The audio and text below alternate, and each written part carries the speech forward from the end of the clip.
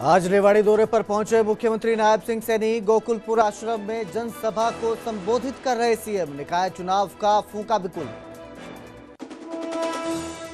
BJP सांसद रेखा शर्मा के पूर्व सीएम भजनलाल पर विवादित बयान से बवाल। हिसार में बिश्नोई मंदिर में हुई सर्व समाज की बैठक, कोर्ट जाने की चेतावनी। गोहाना में संत रामपाल के आश्रम में अब कांग्रेस विधायकों ने लगाई हाजिरी। विधायक बलराम दांगी और कुलदीप वत्स ने रामपाल के आगे जोड़े हाथ। हरियाणा कांग्रेस में फिर दिखी गुटबाजी। गोकुल सेतिया ने बृजेंद्र सिंह पर साधा निशाना, कहा बीजेपी में राज की मलाई चाटने वाले सड़कों पर झक मारते फिर रहे हैं।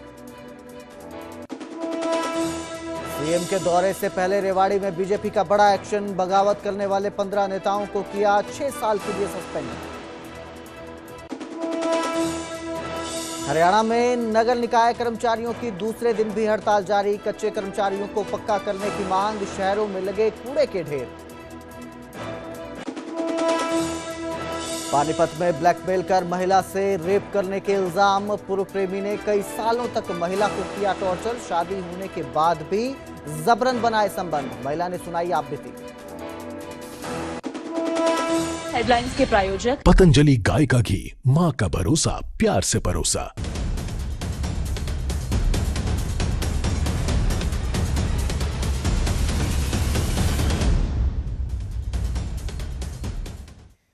नमस्कार, स्वागत है न्यूज 18 पंजाब हरियाणा हिमाचल में। सीधा आपको रेवाड़ी लेकर चलते हैं, जहां मुख्यमंत्री नायब सिंह सैनी संबोधित कर रहे हैं। वर्ग के श्रद्धालुओं धन के अभाव में वो तीर्थ यात्रा से वंचित न रहे, इसी उद्देश्य से हमने साथियों मुख्यमंत्री तीर्थ यात्रा योजना उसकी शुरुआत की है। साथियों, मुझे खुशी है कि हमने पिछले दिनों जब प्रयागराज में महाकुंभ का आयोजन हो रहा था तो हमने यहां से स्पेशल बसें साथियों भेजने का काम वहां पर किया है। और अभी 28 मार्च को अंबाला से अयोध्या धाम के लिए श्रद्धालुओं की ट्रेन को रवाना करने का काम भी हमने किया है। साथियों, हमने इससे पहले कैथल, करनाल, अंबाला और जींद से भी बसें अयोध्या धाम के लिए भेजने का काम किया है।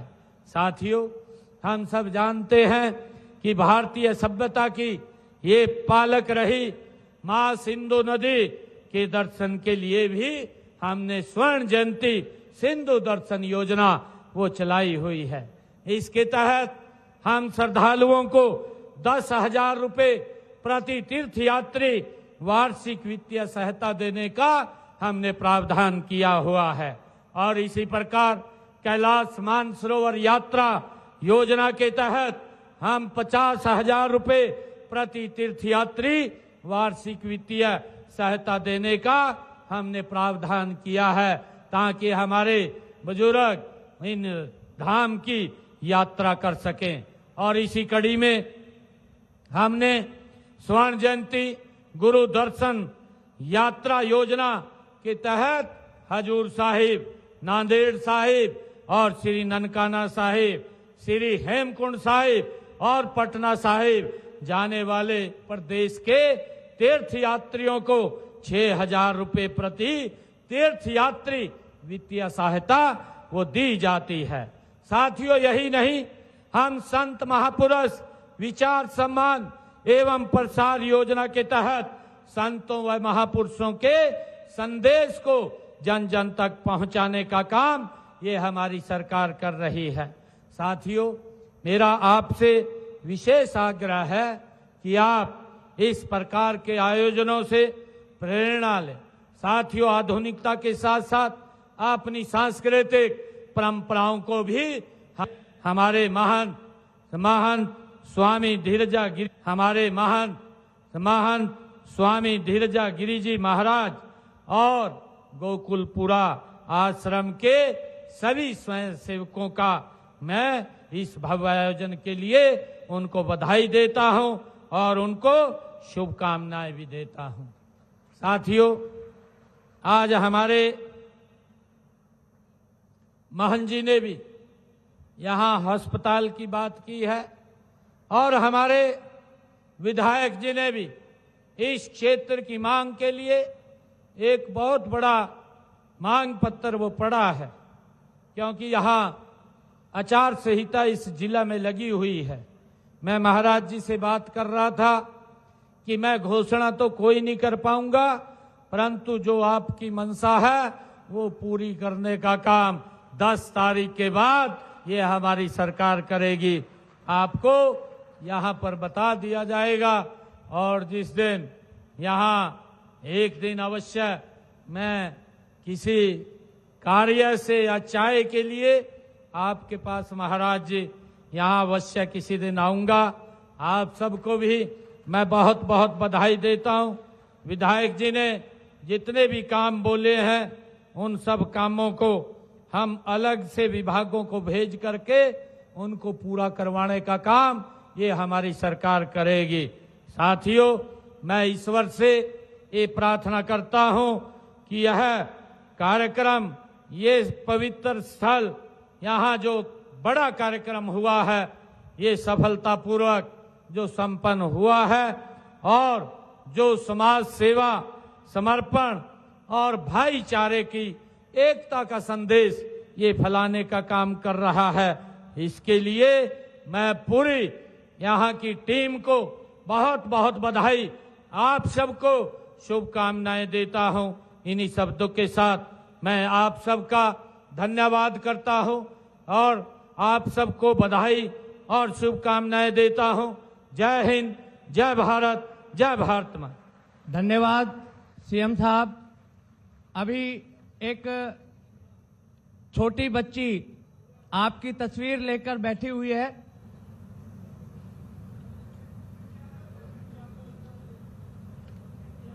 दिनेश जी आ जाए, ऊपर आ जाए बेटा। अभी एक बड़ी माला का स्वागत। आगे बढ़ेंगे, अब बात करेंगे सांसद रेखा शर्मा के उस बयान की जिस पर बवाल हो चुका है और अब इस बयान को लेकर रेखा शर्मा के खिलाफ 16 जिलों में शिकायत दर्ज करवाई गई है। हिसार में बिश्नोई मंदिर में संत समाज की बैठक हुई। बैठक में रेखा शर्मा के खिलाफ कोर्ट जाने का फैसला लिया गया। इसके साथ ही रेखा शर्मा को मानहानि का नोटिस भेजने का भी फैसला लिया गया है। रेखा शर्मा के माफी ना मांगने पर प्रदर्शन की चेतावनी दी गई है। आपको बता दें कि रेखा शर्मा ने पूर्व सीएम भजन लाल को बदमाश कहा था। 24 अप्रैल का ये मामला है जब वो पहुंची थी पंचकुला में और इस दौरान उन्होंने कहा कि पूर्व सीएम जो हैं इस इलाके में बदमाशी के चलते उन्होंने इलेक्शन जीते थे, चुनाव जीते थे, जिसके बाद अब बवाल भड़कता नजर आ रहा है और 16 जिलों में उनके खिलाफ केस दर्ज किया गया है। हिसार में बिश्नोई मंदिर में सर्व समाज की बैठक भी हुई और उसमें ये फैसला लिया गया कि अगर वो माफी नहीं मांगती हैं तो प्रदर्शन किया जाएगा। चेतावनी दी गई है प्रदर्शन करने की। 24 अप्रैल को पंचकुला में एक बयान दिया जाता है और बस उसके बाद फिर ये बवाल सारा उठता है, खड़ा हो गया है ये बवाल और 16 जिलों में अब शिकायत दर्ज करवाई गई है सांसद रेखा शर्मा के खिलाफ।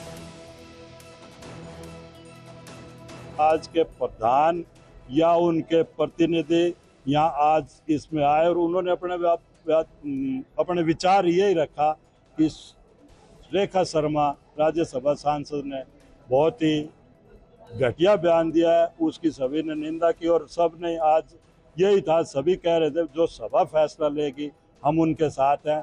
तो सभा पहले तो इस पे आपराधिक व कानूनी कार्रवाई का फैसला लेगी, अगर उससे बात नहीं बनी तो अगली कार्रवाई जो भी प्रदर्शन है।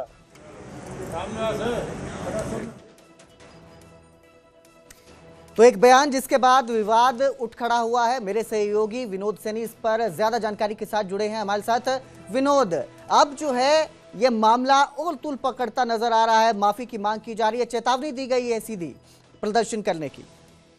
जी बिल्कुल, आज हिसार के जो बिश्नोई मंदिर है उसके अंदर जो बिश्नोई सभा सहित जो सर्व समाज के जो प्रधान है उनके जो यहाँ पर जो है बैठक की गई और बैठक के अंदर जो है निर्णय लिया गया कि जो जिस प्रकार से जो है सांसद रेखा शर्मा ने जो भजनलाल के ऊपर जो टिप्पणी की है वो उसको बड़ी निंदा की गई है। और उन्होंने इस मीटिंग में यह फैसला लिया गया है कि अगर या तो सांसद रेखा शर्मा मुकाम में आकर जो है माफी मांगे या फिर अगर माफी नहीं मांगती है तो एक बड़ा यहाँ पर जो है पूरे देश प्रदेश के अंदर जो है बड़ा प्रदर्शन जो है यहाँ पर जो है करने का जो फैसला भी लिया जा सकता है। और उन्होंने साफ तौर से सर्व समाज की मीटिंग में यह भी फैसला लिया गया है कि अगर जो पुलिस है वो पुलिस के हर जगह जो है इन्होंने जो शिकायतें हर जगह जिले के अंदर जो शिकायतें दी गई है लेकिन शिकायतों के ऊपर जो है कोई भी FIR दर्ज नहीं हो रही है, तो हम जो है हमारे वकील के माध्यम से जो है उनको मानहानि का जो है नोटिस पहुंचाएंगे और जो है कानून के तरीके से जो है ये लड़ाई लड़ी जाएगी। जी बिल्कुल विनोद, लेकिन इस विवाद के बाद क्या सांसद की तरफ से भी कोई बयान सामने आया है, सफाई देते हुए नजर आए हैं, कुछ इस तरह से हुआ है अभी तक? जी बिल्कुल, पहले जो है सांसद रेखा शर्मा जी ने भी जो एक बयान दिया था कि जिस प्रकार से जो है उन्होंने जो है भजनलाल के ऊपर जो टिप्पणी की गई थी उसको लेकर कहा है कि मैं जो है लड़ाई जो है वो कानूनी तरीके से दूंगी और मैं जवाब जो है कानून जहां से जो नोटिस मिला है वो कानून के दायरे के अंदर ही रह के कानून की तरफ से ही जो है जवाब दिया जाएगा। जी बिल्कुल, बहुत बहुत शुक्रिया इस तमाम जानकारी के लिए विनोद। तो फिलहाल जो है चेतावनी दी गई है और कानूनी रूप से इस लड़ाई को आगे बढ़ाने की बात की गई है।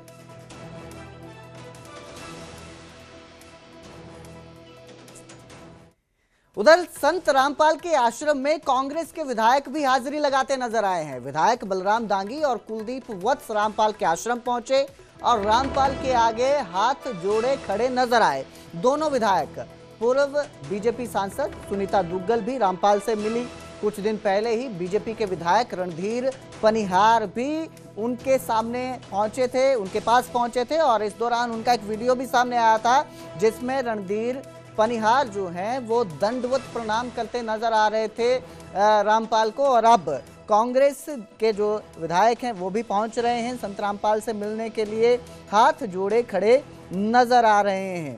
कुलदीप वत्स और बलराम दांगी विधायक हैं कांग्रेस के, दोनों आश्रम में पहुंचे संत रामपाल के और वहां पर हाथ जोड़े दोनों विधायक उनके आगे खड़े नजर आए। छुपा ले कोई कुछ कर ले, देखने वाला भगवान है। तो मुझे आज बहुत अच्छा लगा आश्रम में आके। मैं महाराज जी को बारंबार आप बधाई देता हूँ और बारंबार कोटि कोटि इनका धन्यवाद करता हूँ, जो एक सच्चाई से जो इनके अंदर जो किसान के, मजदूर के, युवाओं के प्रति जो एक ललक है और जो एक संकल्प है भाई नशा मुक्त, अपराध मुक्त हमारा हो, तो मैं महाराज जी के इसके लिए मैं धन्यवाद करता हूँ। सारी संगत का भी धन्यवाद करता हूँ, पूरे देश प्रदेश की और बाहर से भी जो लोग हैं उन सब का भी मैं धन्यवाद करता हूँ। देखिए, मैंने एक चीज़ बताया, जब महाराज जी को मैंने भी डीपली जब सर्च करना शुरू किया, इससे पहले कौन लोगों के दिमाग में पता नहीं क्या क्या धारणा होती है। आज इंसान अपने अंदर नहीं जागता, दूसरे के अंदर तुरंत जाग लेता है।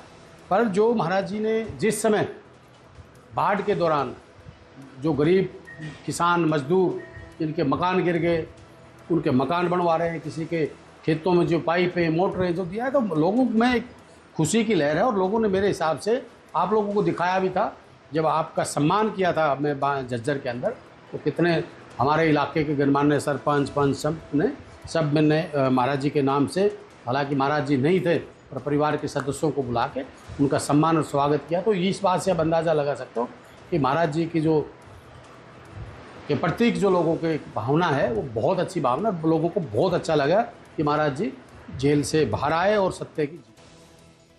मेरे सहयोगी सुनील जिंदल इस खबर पर ज्यादा जानकारी के साथ जुड़े हैं। सुनील, पहले बीजेपी के विधायक पहुंचते हैं रणधीर पनिहार और अब कांग्रेस के विधायक भी हाजिरी लगाते नजर आए हैं, तो किस तरह से, क्या संदेश जो है इससे जा रहा है लोगों के बीच? देखिए कुलदीप, लगातार जिस तरह से रामपाल जमानत पर जो बाहर आए हैं उसके बाद बीजेपी के नेताओं से, कांग्रेस के नेताओं, मंत्री, विधायक, तमाम जो नेता लोग रामपाल के जो दरबार में हाजिरी लगा रहे हैं।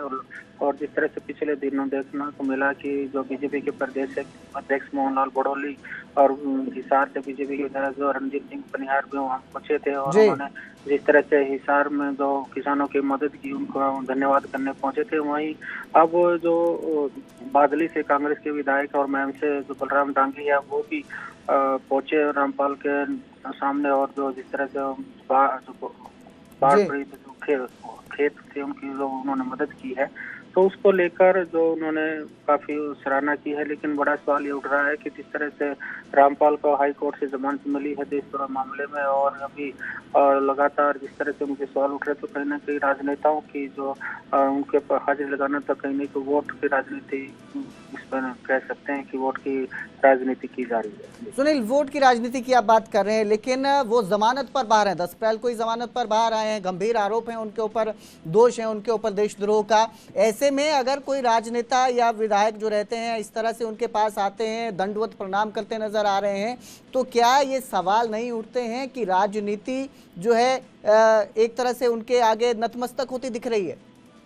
जी बिल्कुल, देखिए जिस तरह से रामपाल को या राम रहीम उनके दरबार में लगातार, आपने भी देखा होगा, दर्शकों ने भी देखा होगा, लगातार उनके दरबार में जो है मंत्री जो है मुख्यमंत्री तक उनके दरबार में हाजिरी लगाते हैं, क्योंकि जिस तरह से वो बड़ा वोट बैंक इनके है, क्योंकि चुनाव की संख्या काफी रहती है, तो कहीं ना कहीं चुनाव वोट को लेकर जिस तरह से हर जो पार्टी है वो अपने अपने जो साधने में लगी रहती है। और इसी का एक आप उदाहरण देख सकते हैं कि देशद्रोह जैसा मामला जिसमें हाई कोर्ट से जमानत मिली है और उन्हें देशद्रोह करने की इजाजत बिल्कुल नहीं देगी, वो असर में ही रहेंगे, लेकिन उसके बावजूद भी वहाँ पर जो राजनेताओं का और नेताओं को जो अलग अलग पार्टियों के जो लोग हैं वो दरबार में पहुंच रहे हैं और उनके कसीदे भी पढ़ रहे हैं। जी बिल्कुल, बहुत बहुत शुक्रिया इस तमाम जानकारी के लिए। लेकिन जिस तरह से विधायक पहुंच रहे हैं यहाँ पर रामपाल के पास, नैतिकता को लेकर भी बहुत सारे सवाल उठते हैं कि एक जो है आरोपी है, दोषी है, जो जमानत पर बाहर आता है और उसके आगे हाजिरी लगाते हैं जो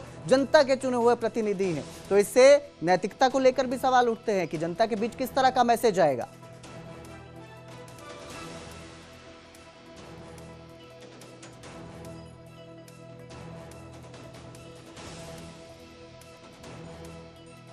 उधर रेवाड़ी में 320 दिन से चल रहा धरना खत्म हो गया है। सीएम नायब सिंह सैनी ने यह धरना खत्म करवाया।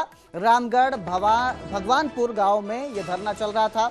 200 बेड के अस्पताल की मांग को लेकर धरने पर ग्रामीण बैठे हुए थे, लेकिन अब 320 दिन से जो धरना चल रहा था वो खत्म कर दिया है। बहुत लंबा यह धरना है, करीब 1 साल इसको हो गया है चलते चलते, लेकिन अब मुख्यमंत्री नायब सिंह सैनी रेवाड़ी पहुंचे। उन्होंने धरना दे रहे प्रदर्शनकारियों से मुलाकात की और मुलाकात के बाद उनके आश्वासन के बाद ये धरना जो है वो खत्म कर दिया गया है।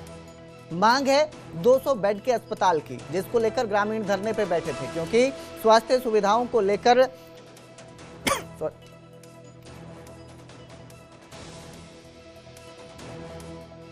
मेरे सहयोगी पवन कुमार ज्यादा जानकारी के साथ जुड़े हैं। जी पवन, धरना खत्म कर दिया गया है, करीब 1 साल तक ये धरना चलता है और अब मुख्यमंत्री के आश्वासन के बाद खत्म किया गया है। किस तरह का जो रिएक्शन है वो लोगों की तरफ से देखने को मिल रहा है?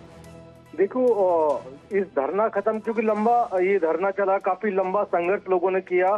जो धरने पे बैठे जो लोग थे, इन्होंने लगातार रैलियां निकाली, धरना प्रदर्शन किया, आस पास के गाँवों को मिलाकर एक बड़ी महापंचायत तक 200 बेड के अस्पताल को लेकर की। और जो स्थानीय सांसद है उनके खिलाफ उनकी काफी नाराजगी थी। और आज जो देखने को मिला कि मुख्यमंत्री खुद इस धरना स्थल पर पहुंचे हैं और धरना खत्म कराया है। उन्होंने लोगों को आश्वासन दिया है कि 200 बेड का जो अस्पताल है वो शहर के अंदर ही बनाना प्रस्तावित है, क्योंकि जो रामगढ़ गांव है वो शहर से थोड़ी दूर है। लेकिन साथ ही ग्रामीणों की तरफ से ये बात रखी गई, ये मांग रखी गई कि यहाँ पर आयुर्वेद कॉलेज बनाया जाए और उसके साथ में अस्पताल बना दिया जाए। तो मुख्यमंत्री ने कहा है कि उस पर विचार किया जाएगा और बनाया जाएगा। उन्होंने ये घोषणा की है कि इसकी फिजिबिलिटी चेक कर इस पर काम सिरे चढ़ाया जाएगा। साथ ही एक और घोषणा मुख्यमंत्री ने की है कि गांव में स्मार्ट स्टेडियम भी बनाया जाएगा, ताकि युवाओं को खेलने का मौका मिले और युवा आगे बढ़ सके। जी, तो फिलहाल जो है ग्रामीणों ने धरना खत्म कर दिया है आश्वासन के बाद। बहुत बहुत शुक्रिया इस तमाम जानकारी के लिए पवन कुमार।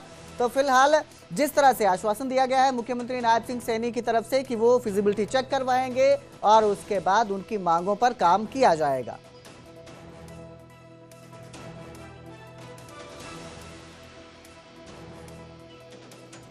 हरियाणा में नगर निकाय कर्मचारियों की हड़ताल जारी है। दूसरे दिन भी हड़ताल पर कर्मचारी रहे। अंबाला, दादरी, गोहाना और पलवल में हड़ताल पर कर्मचारी बैठे हुए हैं, जिसकी वजह से कई शहरों में व्यवस्था भी बिगड़ती नजर आई। हड़ताल के चलते कई शहरों में कूड़े के ढेर लग चुके हैं और दूसरा दिन है हड़ताल जारी है। कर्मचारी मांग पर अड़े हुए हैं, अपनी मांगों पर बढ़े हुए हैं और इनकी वजह से, जिस तरह से हड़ताल की गई है कर्मचारियों की वजह से, हड़ताल की वजह से कई शहरों में व्यवस्था बिगड़ती नजर आई है। नजर इस तरह से आ रही है कि कूड़े के ढेर दिख रहे हैं। 2 दिन की यह हड़ताल है और इस पे कर्मचारियों ने बढ़ चढ़कर हिस्सा लिया है। सफाई कर्मचारियों की ओर से जमकर नारेबाजी भी की गई है और उन्होंने कहा कि सरकार ने कर्मचारियों की जो मांग है दरअसल वो पक्का करने की है, लेकिन उनका कहना है अभी तक उन्हें पक्का नहीं किया गया है। पक्का करने की मांग है ताकि उनका जो सरकार ने वादा किया था, उनका कहना है कि सरकार ने चुनाव के समय वादा किया था कि सभी कर्मचारियों को पक्का किया जाएगा, लेकिन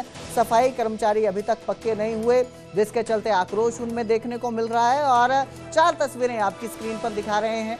अंबाला, दादरी, गोहाना, पलवल, ये 4 तस्वीरें जहां पर सफाई कर्मचारी हड़ताल पर आज दूसरे दिन भी बने रहे, डटे रहे, जमकर नारेबाजी करते नजर आए और इस तरह से व्यवस्था बिगड़ती नजर आई कि कई जगहों पर कूड़े के ढेर लगे दिखाई दिए, क्योंकि सफाई कर्मचारी हड़ताल पर हैं और अपनी मांगों को लेकर लगातार डटे हुए हैं। उनकी मांग है कि उन्हें पक्का किया जाए, जिस तरह से वादा किया गया है सरकार की तरफ से चुनाव के समय, ऐसा कहना है कि उन्हें पक्का किया जाएगा, लेकिन अभी तक सरकार ने अपने वादे पर काम नहीं किया और इसी को लेकर वो आज 2 दिन के हड़ताल पर हैं। बीते कल भी हड़ताल थी और आज भी ये हड़ताल जारी रही।